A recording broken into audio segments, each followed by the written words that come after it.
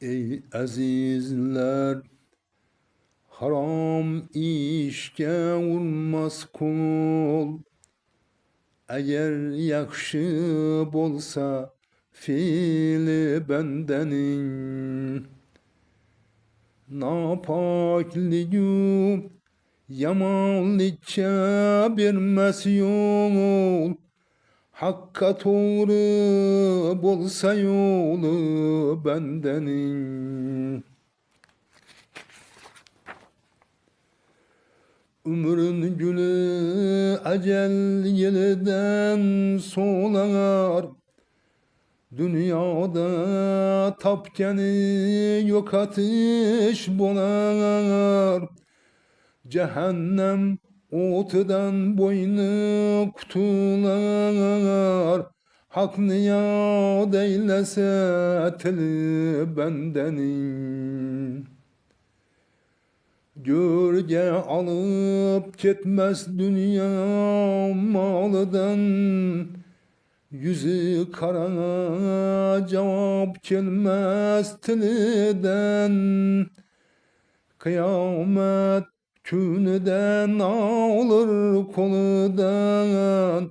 Zekasız yığılgen malı bendenin.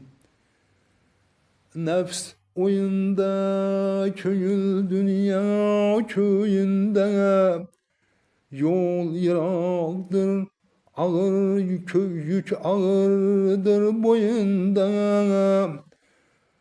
Nefs oyunda köyül dünya köyünde.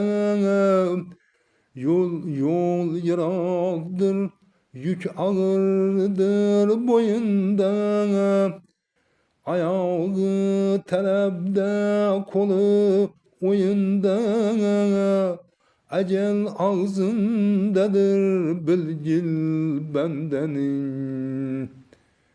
Mahtum kulu kim ki işin pak etmez.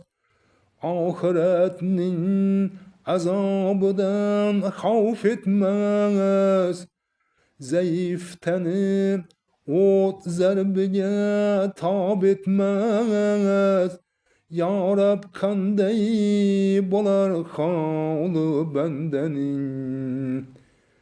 Zayıf teni ot zerbine tab etmez.